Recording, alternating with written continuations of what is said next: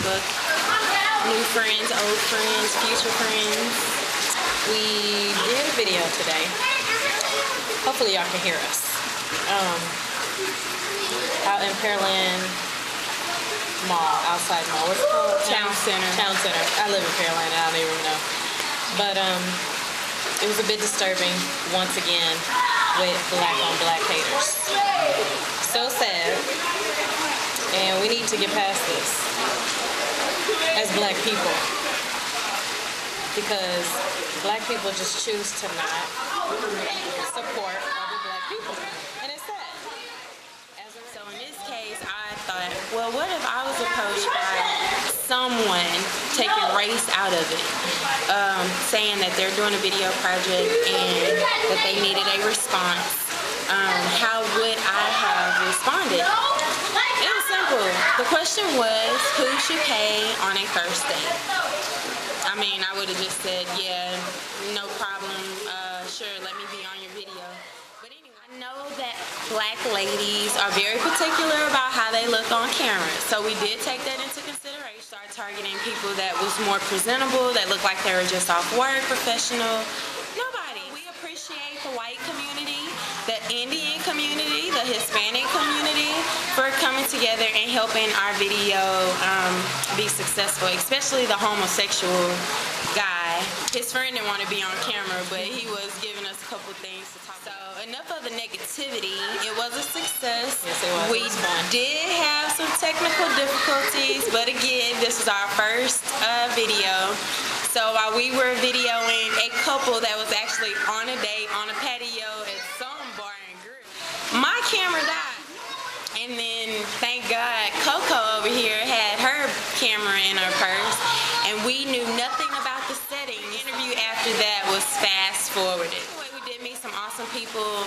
For the most part, they responded with the guy should pay on the first date. Almost every individual that we interviewed said the guy should pay on the first date. Even if the lady asked whether or not, if she was the person who asked to go on the date, they would still pay. We had one person, and this was after the battery incident, that stated that if a woman paid on the first date, then, no, he said she had to pay on the first date. And if she paid, she was in there. Forever. Forever. And he said that if a woman didn't pay, then you best believe what? That she was somebody who was looking for some child support? He said something about that. And then the other guy, the gay guy, was saying that it's whoever initiates the date. That's the person who should. So there were a few people that stated whoever asked should be the one to pay for the date. Oh, the black guy and the short, I guess she was Hispanic. Yeah. They said that it should be 50-50. Well, he was explaining that he said he would pay, didn't he? he said he would pay unless the lady was hesitant on going out with him to begin with. If she was like, oh, well, yeah, we can go out, and wasn't really into him, then he would make her pay 50-50. She would have to pay her part. I don't understand that. I didn't understand But that either. Apparently, this is what I'm speculating. Which, by the way, we had to beg him Yes. to be on camera.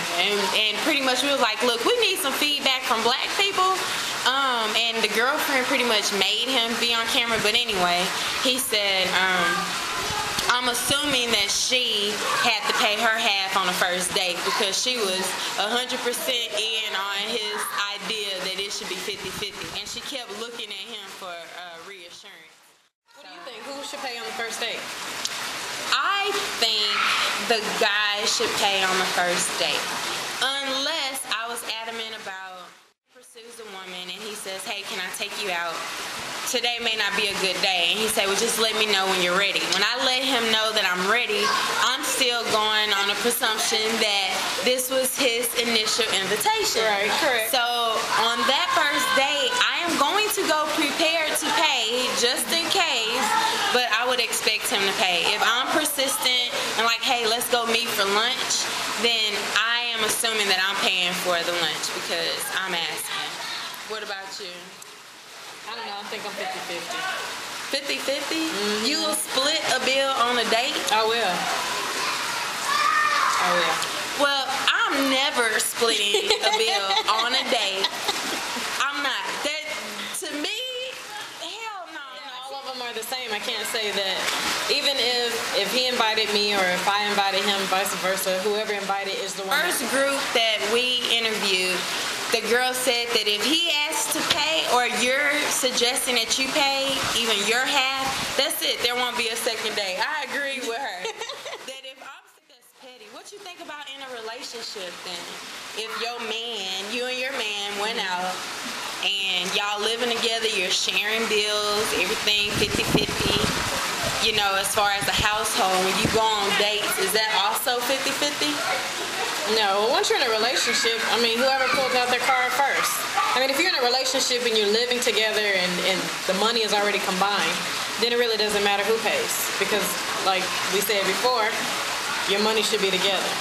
Of course, you're going to have some money on the side. You're going to have your household stuff. Oh, yeah. Your household money, and then you have your, he don't know about this account. But when you're going out on a date, you're going to pull that money from whatever you would probably normally use towards what the house needs, the house expenses. So it doesn't matter who pays for the day. Whoever pulls out the card first, most likely that card is tied into the same account as what the man has.